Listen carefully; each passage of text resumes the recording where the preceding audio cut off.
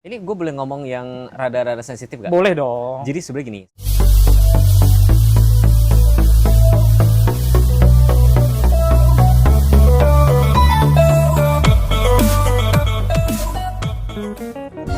Assalamualaikum warahmatullahi wabarakatuh. Kembali lagi di POK, Podcast Otomotif Kacamata di Pras ya. Dan kali ini kita bareng Mas Teguh lagi nih. Halo semuanya. Kalau ngomongin Mas Teguh ini salah satu reviewer otomotif yang aktif di semua sosial media nih. Di YouTube, di IG, di TikTok, kemudian di Snack Video Mas ya. Enggak juga, sekarang udah enggak. Udah enggak? Gak ada duitnya. Jadi mantap. Hampir di semua platform ada Mas Teguh di mana-mana ya. Dan buat teman-teman yang belum subscribe, langsung aja di subscribe channel Teguhku. Ini ya linknya. Jadi supaya teman-teman mungkin nambah wawasan dari kacamata Teguhku nantinya. Tidak hanya kacamata di Pras saja. Oke. Oke, Mas Teguh, apa kabar? Baik mas. Gimana sih salamannya? Gini aja lah. Oh iya oke. Nah, kayak orang Indonesia ya kan? Sering bingung gak sih kayak gini? Iya, kadang bingung gara-gara pandemi dulu begini kan. Oke. Nah, yang menarik dari Mas Teguh ini, selain dia reviewer otomotif, background-nya itu juga emang lama kerja di otomotif gitu ya. Di Toyota 13 tahun ya Mas ya? Iya lagi, 13. Lama Di banget Hyundai 2 tahun lebih ya. 2 tahun. Jadi hampir 15 tahun lebih itu di otomotif ya. Kemudian keluar juga jadi reviewer otomotif. Artinya emang hidupnya otomotif aja gitu. Jadi kalau kita dengerin dia ya enak aja karena emang ilmu otomotifnya kayaknya harusnya nggak kaleng-kaleng ya. Masih belajar lah. Masih belajar. Pasti gitu. kalau belajar itu Mas ya. Nah, teman-teman, nanti kita akan berbincang-bincang, ngobrol-ngobrol dengan topik yang akan kita bawa kali ini. Tentunya hari ini kita akan ngebahas apa nih? Udah tahu Mas Teguh? Berapa mobil terlaris? Oke, jadi benar. Hari ini kita akan membahas mobil-mobil terlaris di Indonesia, khususnya untuk di bulan Mei 2025 ya. Selain itu juga merek-merek apa aja yang menjadi top 10-nya juga nanti kita akan bahas. Terus kita juga akan ulas kenapa mobil-mobil ini masih laris gitu ya, atau jadi yang terlaris. Betul. Gitu. Oke, langsung ke topik nih. Langsung kita bacakan ya. Ini mobil-mobil terlaris itu diantaranya yang pertama masih dipegang Toyota Avanza, keduanya ada Sigra, kemudian ketiganya Innova Zenix, ya, keempatnya ada Toyota Calya, kelimanya ada Toyota Rush.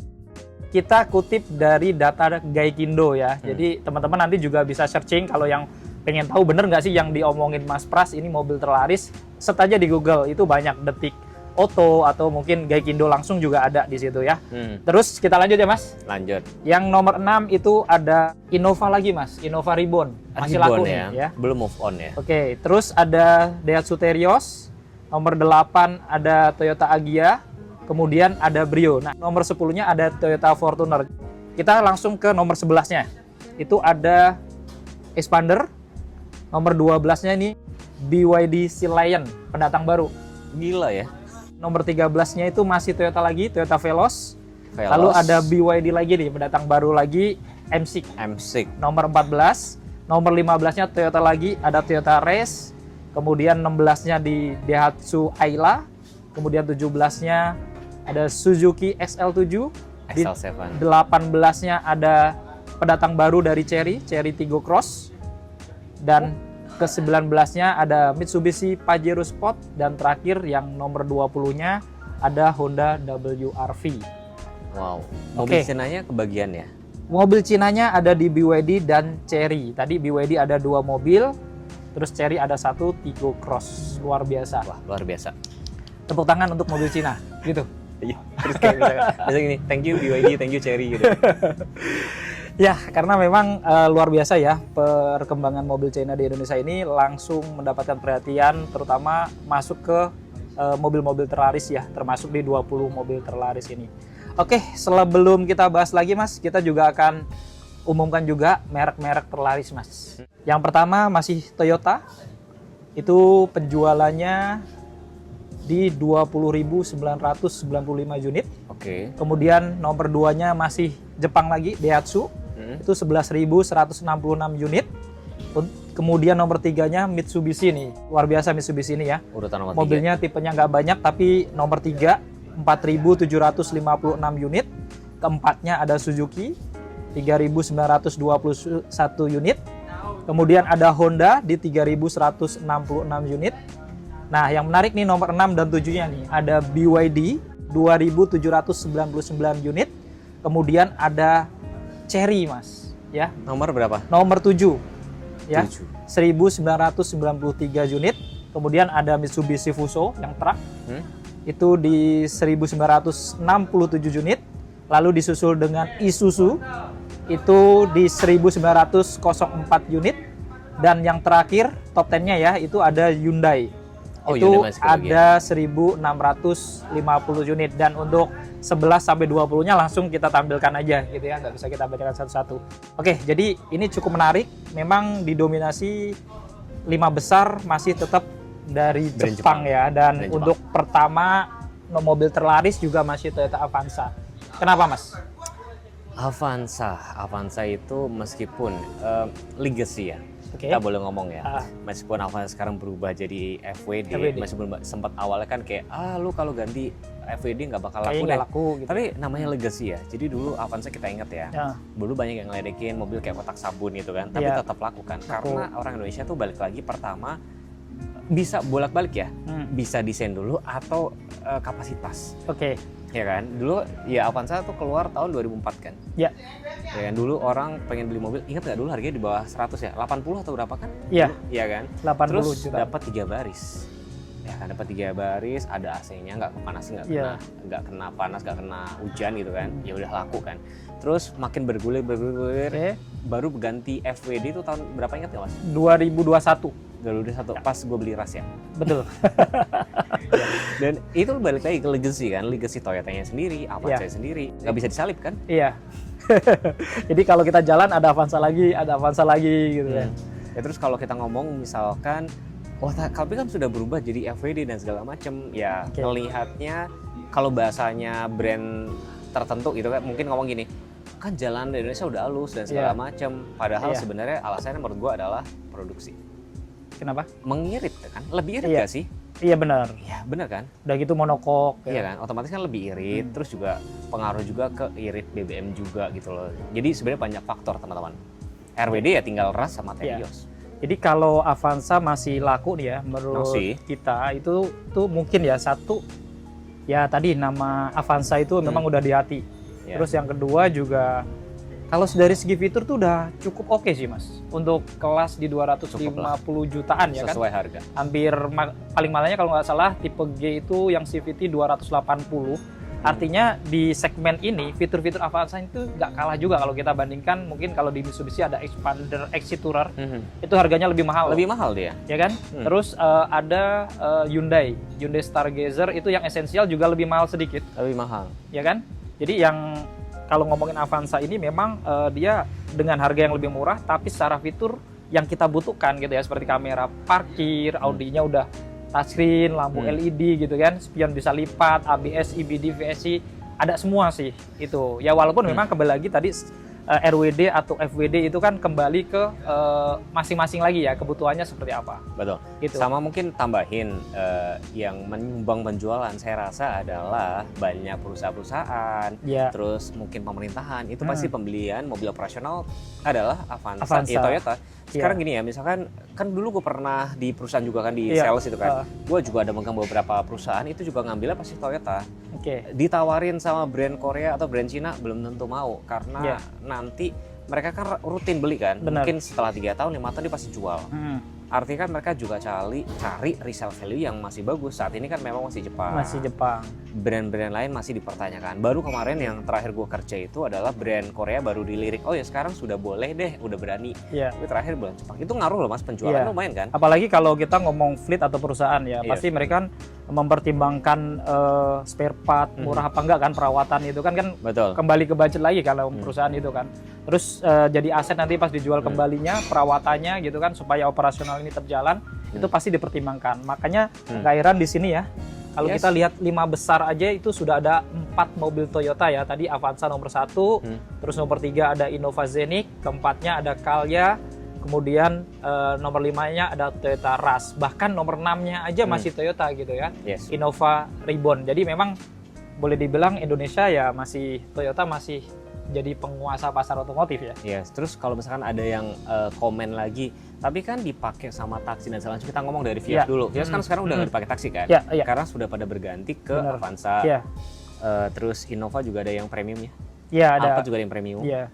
Bahkan kalau yang terbaru brand sebelah ada kan BRP jadi taksi kan. BYD juga ada. Ada kan gitu loh. Tapi maksud gua artinya mobil-mobil yang dibikin taksi itu artinya kan teruji dong. Teruji bener. Gitu. Jadi nilai plusnya gitu. Nilai plusnya apalagi dipakai tiap hari gitu kan, berapa jam dipakai gitu kan. Memang harus butuh mobil yang tadi perawatannya mungkin murah dan tentunya mesinnya bandel ya. Yes. Nah, itu mungkin salah satu yang jadi faktor dominan Toyota masih diminati. Mantap. Kita langsung skip ke nomor 2 ada Sigra. Kita ngomong Sigra LCGC 3 baris. Terus sebenarnya dia ada saingannya juga tadi ya, saudaranya Toyota Calya gitu. Kenapa Toyota Calya malah kalah gitu kan? Padahal brandnya lebih besar. Mahal. Ini gue boleh ngomong yang rada-rada sensitif gak? Boleh dong. Jadi sebenarnya gini, Sigra Calya, terus kayak Ras Terios, apalagi satu lagi Avanza Xenia. Ini sebenarnya kan saudaraan kan, satu grup kan. Betul. Mereka pasti punya strategi marketing. Misalkan Sigra Calya pasti dimenangin Sigranya. Mungkin apakah diskonnya dibikin lebih gede atau produksinya misalkan tipe paling murahnya dibanyakin. Otomatis kan orang mikir kan. Sedangkan bisa dibilang sekarang entry level. Tadinya orang entry level kan kalau nggak Avanza Xenia kan. Dulu, sekarang ke Sigra. Yang penting ada mobil, nggak kena panas. Sekarang udah nggak murah sebenarnya sih. Tapi untuk kalau mobil ukuran mobil paling 3 baris murah dong. Tetap ya. Gitu maksudnya. Meskipun nggak murah juga. Nggak murah juga. Bahkan kalau gue misalnya suruh milih ya, gue lebih baik pilih misalkan ya Avanza Second misalkan. Kalau gue nggak tahu deh kalau Mas Dani. Itu beda-beda pasti. Misalnya, tapi kalau kita ngomong baru ya itu tadi. Iya. Mereka ini tektokan teman-teman, pasti janjian ya. Gue bikin tipe ini paling ini ya, diskonnya segini, lu jangan gini. Supaya nggak saling rebut pasar. Iya, nggak saling makan. Bahkan kadang nih Mas, ini internal aja ya sebenarnya. Tapi internal kok disampaikan ya. Nggak apa-apa sih. Itu kadang mereka itu tektokan sampai ke diskonnya juga. Jadi misalkan nih penjualan Toyota lagi turun nih ya di brand. Jadi si Daihatsu harus nahan diskon nih, Toyota yang digedein atau sebaliknya seperti itu. Emang seperti itu. Jadi memang saling support. Mungkin ini adalah salah satu keuntungan kalau kerjasama seperti ini mungkin ya. Jadi dia bisa memainkan pasar gitu mungkin. Ya, dan Sigra itu fiturnya lebih minim, tapi ya dia benar-benar kayak fitur esensial yang ada di sini. Makanya teman-teman kalau nonton channel kita, insya Allah banyak manfaatnya ya. Nanti ketemu dah tuh harga yang bagus-bagus. Jadi jualan dah.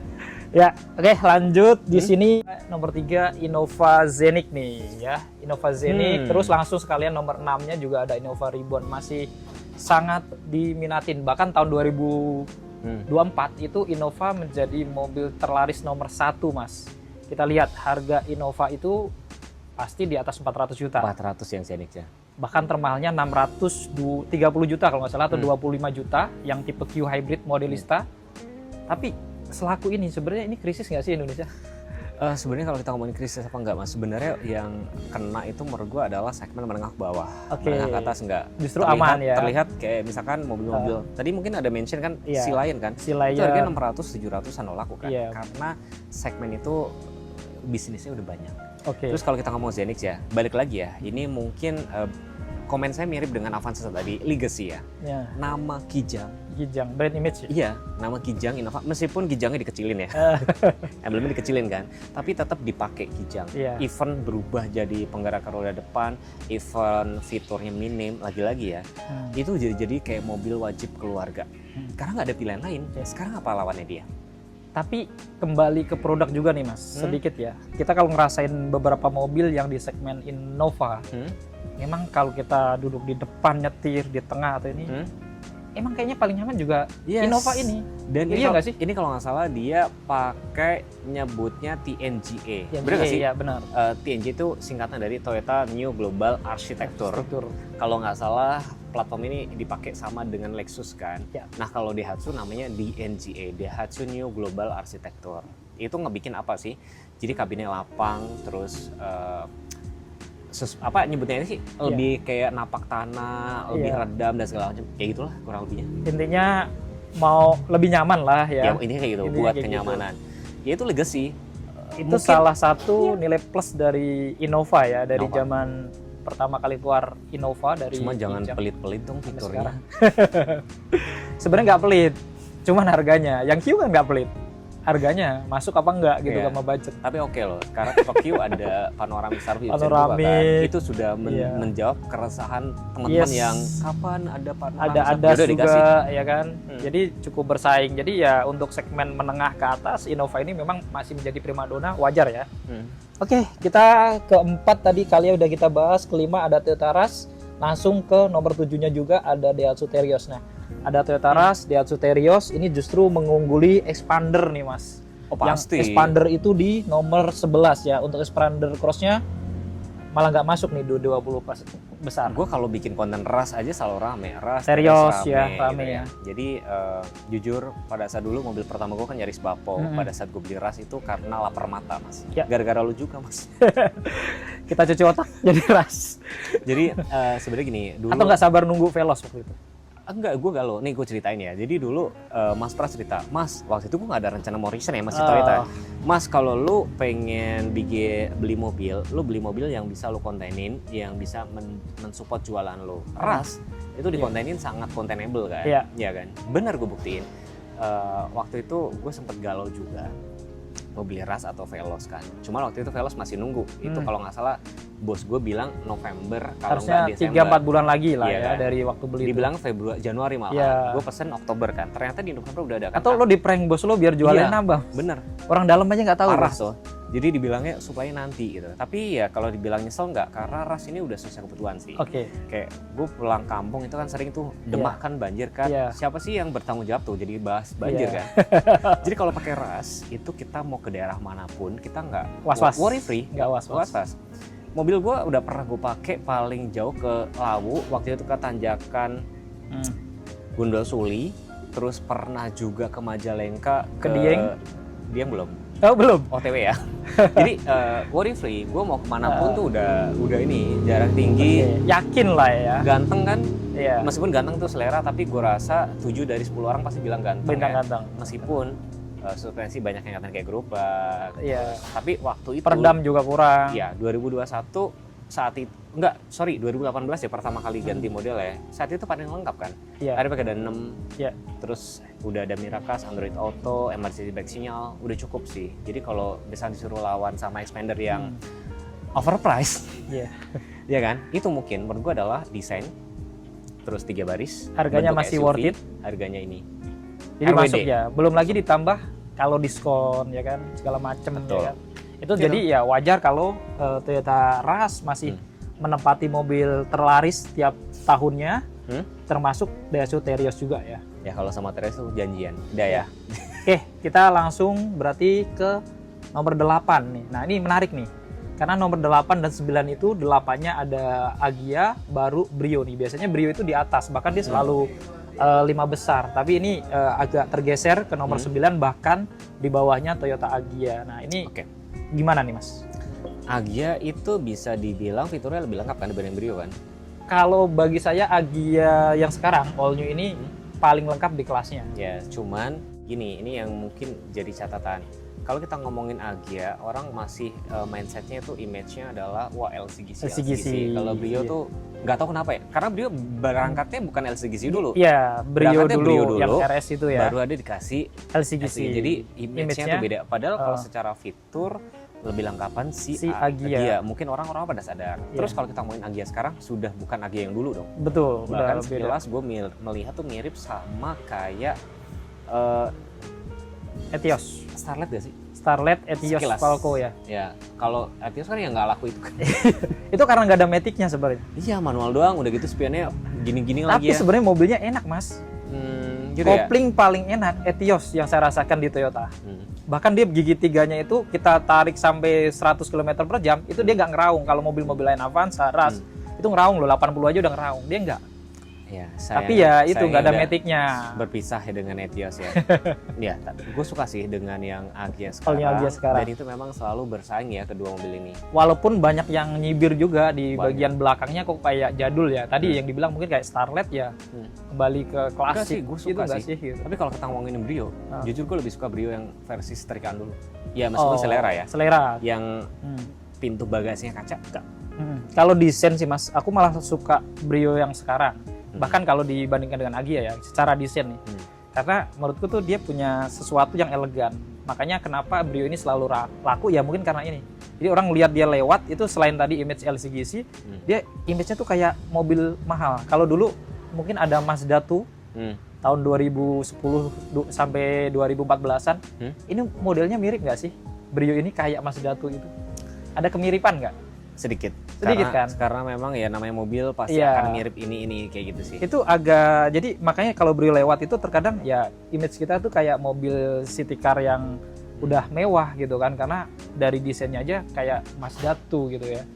Kalau misalnya dibilang lebih laku, menurut saya mungkin orang sudah mulai mikir, atau bisa jadi diskonnya lebih gede. Antara diskon lebih gede atau memang udah mulai paham tentang fitur gitu ya, tidak hanya sekedar desain aja. Oke, nomor 10-nya ada Toyota Fortuner. Ini mah langsung di compare dengan nomor 11-nya Pajero. Jadi kalau di compare ini, jadi Pajero itu setengahnya penjualan Fortuner. Worth it nggak? Bener nggak? Worth it. Jadi Fortuner ini sekarang facelift-nya tuh banyak yang komen di YouTube gue juga lebih niat. Setuju ya, lebih niat dari reminder lagi, jadi kayak head unitnya sama monitor di RC udah bisa nonton TV, gratisnya gue nggak tahu 3 bulan atau berapa, ya kan. Eksteriornya menurut gue lebih komplit, cuma paling kayak minusnya ya dia mesin kan, juga lebih unggul lah. Oh iya, tenaganya sekarang lebih gede kan, ya kan. benar. Terus tampilan kayak body kitnya dan segala macam ya lebih unggul, tapi gue rasa kedua brand ini juga janjian, nggak mungkin nggak janji. Tapi gini mas, kalau kita perhatikan harga, kembali pasti teman-teman kalau mau beli mobil kan harga ya. Harga OTR aja itu Fortuner sama Pajero lebih mahal. Ya, dan ini lebih murah kan? Dengan head to head ya. Contoh misalkan VRZ kita head to headin sama tipe Dakar 4x2 atau yang GR Sport 4x2 kita head to headin sama yang Dakar Ultimate ya kan.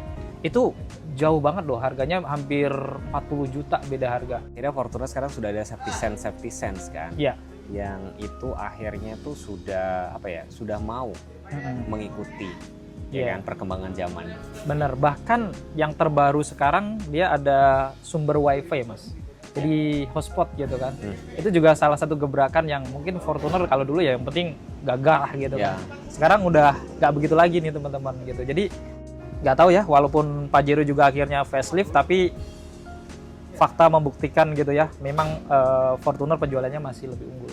Mau nambahin sedikit ya, jadi kalau Fortuner sekarang kan masih pakai rem tangan crack, gue nggak bisa bilang itu sebagai kelemahan, karena kayak misalkan ada teman gue sekarang kan juga pakai yang Theta Drive kan, yang 4x4 kan, itu kepake banget, lebih kepake yang rem tangan ini, karena kan bisa ngatur intensitas berapa ya remnya, gitu kan, mau dibikin full atau dan segala macam. Jadi gue nggak bisa bilang itu kelemahan. Dan kalau yang si Pajero kan dia udah masih elektrik kan, elektrik gitu. Cuman kan. Fortuner belum ada yang punya sunroof. Keunggulan Pajero ya yang laku yang ada sunroof itu yang. Tapi mungkin kalau ada sunroof habis kali ya. Tapi yang sunroof kan hanya ada di yang 4x2, 4x2 yang 4x4 nggak ada. Dakar. Iya, yang 4x4 tapi itu nggak ada. Terbukti paling laku tipe itu. Gitu ya. Kalau Fortuner dikasih sunroof mungkin. Kalau gue pernah baca-baca, pernah nonton video juga, sunroof tuh hanya untuk anak muda yang atau OKB gitu loh sebenarnya. Gitu ya, gue bilang ya. Ya nggak tahu deh teman-teman setuju atau enggak. Kalau makanya gue bilang janjian jangan-jangan gue kasih sunroof, lu kasih electric power backdoor misalkan gitu ya. Mungkin kayak gitu. Cuman ya mungkin salah satu alasan nih kembali ke harga tadi ya, dengan spesifikasi yang mungkin bisa dapat lebih fiturnya, tapi harganya mungkin Fortuner lebih murah. Bisa jadi itu ya alasannya ya. Tapi artinya di sini Mitsubishi juga luar biasa, gitu kan. Dengan harga yang lebih mahal, dia masih bisa ngejual selaku itu, gitu ya. Bahkan jadi mobil merek terlaris nomor 3. Kalau Toyota nomor 1, barangnya banyak ya kan. Tipenya banyak. Mitsubishi apa? Palingan ya Pajero, Expander, X-Force yang nggak tahu deh X-Force gimana, kurang kan. Jadi hanya Pajero sama Expander, udah. Tapi selaku itu gitu. Oke, kita langsung lanjut. Di sini berarti kita ada Expander nomor 11 ya. Tadi dia kalah sama Avanza, tapi dia lebih unggul dibandingkan Veloz. Veloz itu dia di nomor 13. Kenapa mas? Expander itu kalahnya menurut gua karena ya harganya ya banyak yang bilang overpriced. Lebih mahal ya dari ada beberapa Avanza. Teman-teman yang nggak setuju dibilang overpriced. Tapi setuju nggak tadi kalau setelah lihat harga Pajero Fortuner, Pajero lebih mahal. Berarti kan memang rada mahal kan? Karena menurut gua desain itu juga mahal ya. Karena orang Indonesia beli Bener mobil itu dong. berdasarkan desain. Terus, nah balik lagi, kalau misalnya dijajarin sama Avanza, operasional kantor, operasional pemerintahan, mereka pasti cari yang pengen beda lah. murah dong. Iya. Maksud gue yang murah. Kalau mungkin desain pengen ya expander, tapi balik lagi ke budget. Orang pasti yang murah sehingga penjualannya mungkin nggak sebanding. Tapi kalau misalkan dijajarin gitu ya, mungkin kalau bikin orang menengok itu pasti si expander. Nggak ngerti kalau bikin konten expander selalu rame kan? Rame bener. Dan memang salah satu mobil MPV, low MPV ya, yang menurut saya punya desain futuristik yang kayak mahal juga ya expander ini sih ya. Gitu. Makanya di sini Veloz pun fitur lebih banyak nggak sih? Lebih lengkap. Atau plus minus? Plus minus, Veloz nggak ada cruise control, tapi dia fitur ada selengkap. Iya. Expander Cross dia ada cruise control. Dan sekarang airbag-nya ditambahin. Iya. Tapi dia masih belum ada fitur ADAS. Ya, tapi secara penjualan Veloz kalah. Ya itu makanya. Padahal mungkin diskonnya juga gede Veloz. Dan kalau Mas Veloz ini kan dia sebenarnya kan dulunya kan masih ada nama Avanza Veloz. Meskipun sekarang logo Avanza dibuang, image orang kan masih sama Avanza. Gitu, padahal beda kan. Oke, itu terus kemudian ini yang menarik tadi. BYD Lion ya, yang sudah di nomor 12 baru launching ya. Biasanya kalau baru ya, ini karena kira-kira karena baru aja orang berbondong-bondong beli, terus nextnya ya turun-turun, kayak bahkan BYD Seal yang tadinya rame banget sekarang udah mulai ditinggalkan juga atau gimana? Si Lion 7 ini jangan salah ya, bukan si Lion 7 ya, si Lion 7. Jadi mobil ini sebenarnya menjawab, jadi kemarin kita tahu ya BYD Seal yang versi sedan ini kan laris manis. Itu sedikit agak, kami dulu suka bertanya-tanya, kok mobil sedan bisa laris di Indonesia? Mungkin yang bikin laris pertama tuh dari mobil listriknya dulu.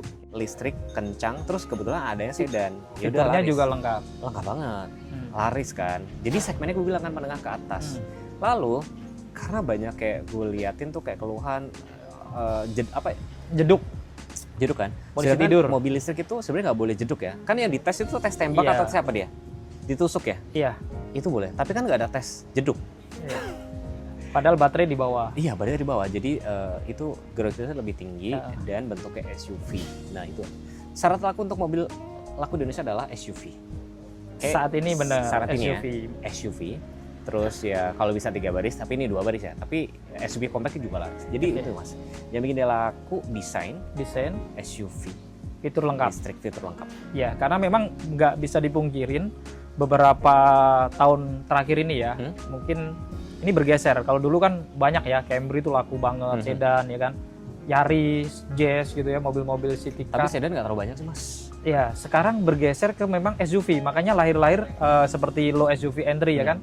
Sekelas kemarin ada Suzuki Fronx sekarang, kemudian ada Toyota Race, dan HRV juga sekarang termasuk kereta, saingannya banyak. Jadi semua mobil yang segmennya tadi city car, sedan berubah jadi SUV. Artinya memang BYD peka terhadap pasar gitu ya. Belum tahu aja nanti kalau ada keluar BYD si Gul. Wah nanti di sensor ya? Iya.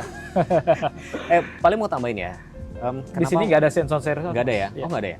Mungkin tambahin. Kenapa si Lion 7 itu laris? Tahu nggak kenapa? Kenapa? Ini sejarah singkat ya. Dulu pada saat gue kerja di Toyota itu jual mobil hybrid kan susah setengah mati. Sama ya. Lalu pada saat gue masuk ke Hyundai waktu itu kampanye mobil listrik lewat Ioniq 5.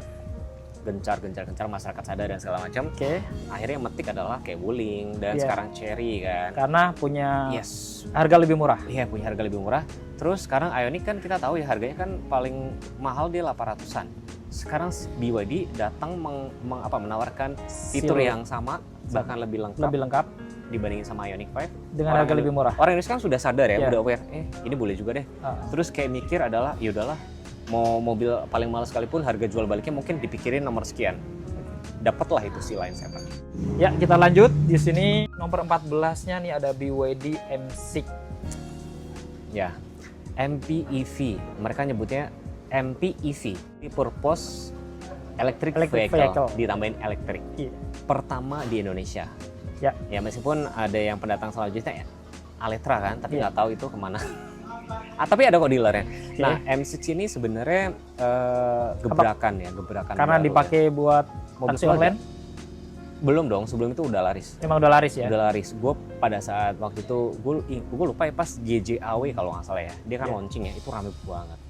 Intinya sih mobil yang dicari di Indonesia kalau 3 baris atau 7-seater itu Dan dulu EV. Ya. Dan EV, yes. Iya, selain dia EV, ada 7-seaternya tadi gitu. Jadi orang pengen 7-seater tapi EV ya. Yes. Pilihannya ini gitu ya. Belum ada saingan gitu ibaratnya ya. Walaupun ada merek lain ya nggak bisa se-booming Menurut MBWD gua tentunya malah dijadiin Taxol itu malahan ada beberapa yang kayak komen, ya udah dipakai Tax. Ada pasti. Karena kembali ke tadi yang kita Tapi nggak bahas. tahu, karena kebutuhan kan mau nggak mau orang Iya. beli. Kalau udah dipakai taksi berarti kan durability. Kalau kita ngomong durability mas sebenarnya, kan udah dipakai sama bus-bus mas. Iya. Dipakai bus, taksi online yang sebelum MC kan. Iya. Apa dulu sebelum mobil listriknya ada apa sih selain itu? BYD? Ada. MC kan baru kan sebenarnya. Udah ada kan? Iya, Udah banyak sebenarnya kan? Kayak Tesla itu. Gue lupa namanya. Tapi intinya dia secara durability cukup oke ya gitu loh. Bahkan ada yang 200 ribu. Mungkin nanti kapan-kapan bikin lah kita ke bengkel-bengkel atau ke mobil listrik itu mungkin. Oke. Kapan-kapan. Siap. Yuk kita lanjut. Di sini nomor 15 ada Toyota Rise. Kemudian 20-nya ada Honda WRV. Biasanya Honda di atas Toyota ya. Khusus kelas ini ya maksudnya teman-teman. Biasanya tuh WRV di atasnya Toyota Rise nih. Tapi ini kebalik di mana Toyota Rise nomor 15 tapi Honda WRV nomor 20. Ini bulan kapan? Ini Mei Mas, bulan kemarin. Setelah seri set, gue bohong sih guys. Jadi gini, ada beberapa faktor yang bikin mobil ini laris apa enggak. Setahu gue, Rise itu dari Toyota itu suka ada, mereka memang gencar. Ya. Jadi ini juga gue pelajari nih. Jadi di bulan-bulan tertentu atau pas kapan tuh gimana biar mobil ini tuh laris. Mereka Fokus model gitu maksudnya. Iya, fokus model. Mereka tuh suka kasih bundling. Kayak misalkan bunganya 0% misalkan, terus kayak gratis asuransi berapa tahun. Menurut Mas Pras deh ya kan, itu kan pasti ngaruh kan. Iya, menurut teman-teman itu pasti ngaruh. Jadi ini karena strategi marketing aja ya lah ya. Yes. Dan memang maksud gue sebenarnya persaingan kayak gini tuh bagus. Jadi buat apa ya?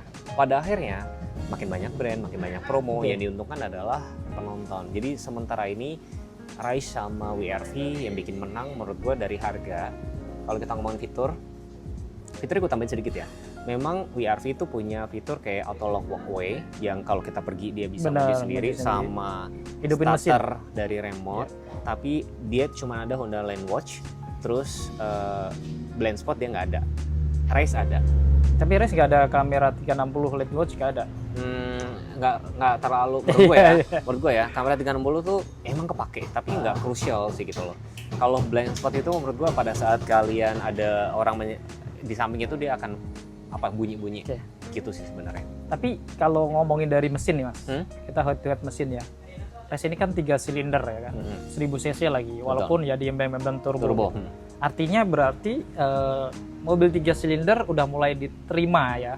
Kan banyak nih yang komen-komen mobil mungkin geter nggak, pincang lah apa gitu. Tapi fakta membuktikan laku gitu kan. Termasuk Daihatsu Rocky-nya juga nggak kalah laku juga gitu kan.